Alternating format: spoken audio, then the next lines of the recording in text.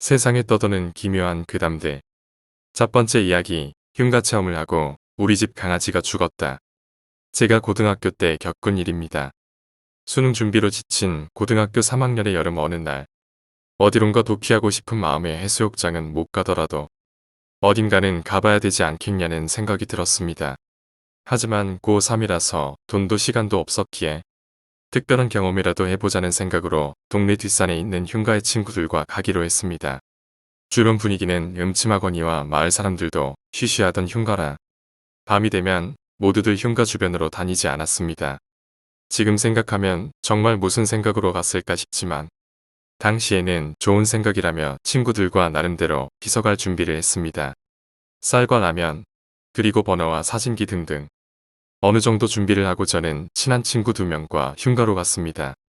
흉가에 가니 굉장히 무서웠지만 흉가를 돌아다녀도 결국 기대하던 건 나오지 않아 긴장을 풀고 친구들과 캔맥주를 마셨습니다. 그러다 그만 잠이 들었습니다. 시간이 얼마나 지났을까요? 뭔가 부스럭거리는 소리에 잠에서 깼습니다. 소리는 건너편에 있는 부엌에서 나는 소리 같았습니다. 계속 들리는 소리. 저희를 제외한 아무도 없을 거라고 생각한 흉가에 누군가 있다고 생각하니 갑자기 무서워졌습니다. 저는 자고 있는 친구들을 깨웠고 친구들 역시 들리는 소리에 잔뜩 겁을 먹었습니다. 그래도 3명이 있으니 귀신이라도 잡을 수 있겠지라는 근거 없는 용기가 생겨났고 조금씩 부엌으로 다가갔습니다. 부엌 문을 열었습니다. 아무것도 보이지 않는 곳에서 어디선가 부스럭거리는 소리는 계속됐습니다. 랜턴으로 부엌을 비췄는데도 아무것도 없었습니다. 여전히 들려오는 소리. 다른 방인가 싶어서 뒤돌아서는 찰나 부엌 구석을 비친 랜턴에 너덜너덜한 치맛자락이 보였습니다. 떨리는 손으로 불빛을 조금씩 옮겨가자 저희 눈에 들어온 건 너덜너덜한 소복을 입고 회색빛 긴 머리카락을 늘어뜨린 채 저희가 가져온 쌀을 먹고 있는 여자였습니다. 저희가 일제히 비명을 질러대자 그제서야 저희 쪽으로 고개를 돌리는데 입은 비정상적으로 찢어져 있고 코는 문드러진 채로 없는 데다가 눈은 새하얀 흰자만 부릅뜨고 있었습니다. 저희는 너무 놀라 정신없이 흉가에서 빠져나왔습니다. 그리고 며칠 뒤 다시 일상으로 돌아와 수능 준비를 하고 있었습니다. 그날은 거실에서 어머니께서 TV를 보고 계셨고 저는 제 방에서 공부하고 있었는데 갑자기 어머니가 들어오셨습니다. 너 라디오 켰니? 그래서 저는 대답했죠. 아니요, 공부하고 있었어요. 어머니께선 겸연쩍은 표정으로 다시 거실에 가셨는데 얼마 지나지 않아 다시 들어오시더니 라디오를 왜 안 끄냐고 화내시는 겁니다.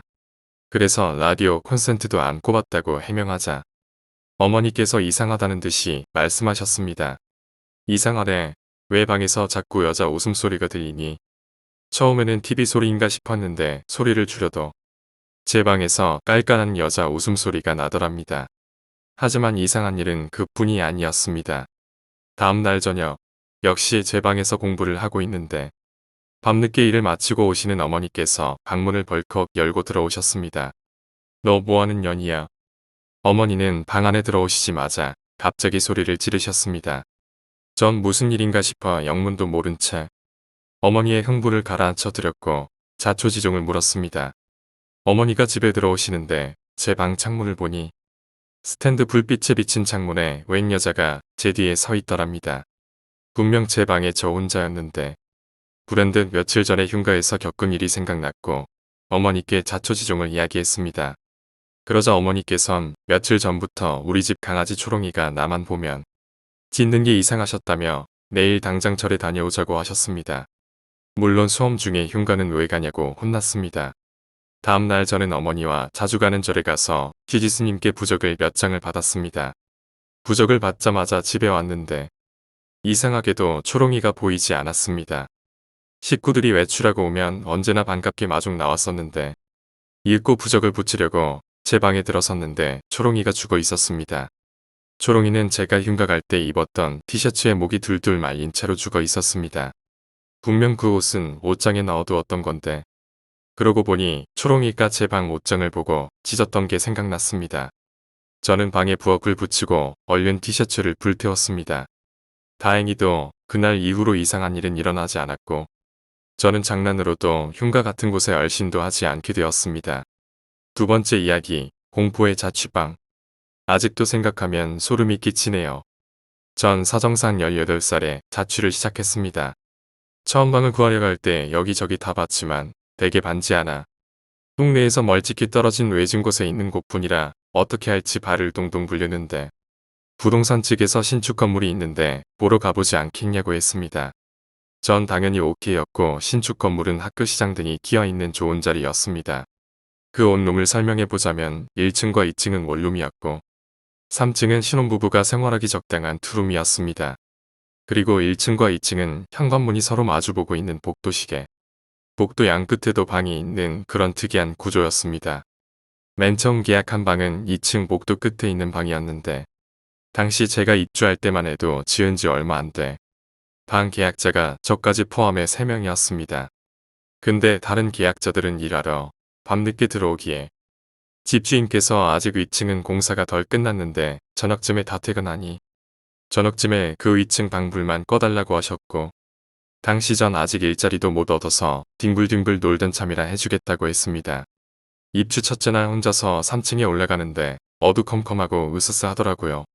그래도 어쩔 수 없이 3층으로 올라가서 각 방마다 불을 끄고 내려가려는데 인부 한 명이 소리소문도 없이 쓱 올라오셔선 제가 끈 불을 하나하나 켜시기 시작했습니다. 전 아직 일이 덜 끝났는데 내가 일찍 끈 건가 싶어서 제 방으로 돌아왔습니다. 다음날 공사하시던 인부분들이 아침에 들어오시는데 아무리 지켜봐도 어제 본 그 인부분은 안 보이길래 여쭤보니 어제 7시에 모두 퇴근했는데 라는 말씀만 하시더군요. 여기서 약간 낌새가 이상한 걸 알았지만 싼 가격에 넓은 신축 원룸이라 그냥 그러려니 하고 넘어갔습니다. 근데 문제는 3일째부터 시작되더군요. 갑자기 아무 이유 없이 바닥에 물이 찬다던가 제가 키우는 고양이들이 유독 한 곳을 무서워하면서 다가가지도 않고 저 역시 툭하면 가위에 눌리기 일쑤였습니다. 참다 못해 집주인 아저씨께 물이 자꾸 샌다고 항의를 여러 번 했지만 집주인 아저씨가 하나하나 다 뜯어보고 살펴봐도 아무 이상이 없다고 하실 뿐이었습니다. 결국엔 마주보는 기회방으로 이삿짐을 옮겼는데 안방이 들어가자 마저 왠지 모르게 소름이 확 돋더라고요.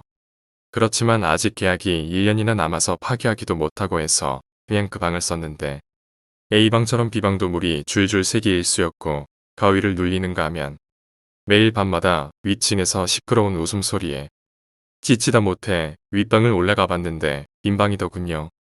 그러다가 결정적으로 그 방을 나온 계기가 있었는데 입주한 지 7개월째 되던 무더운 여름날이었습니다.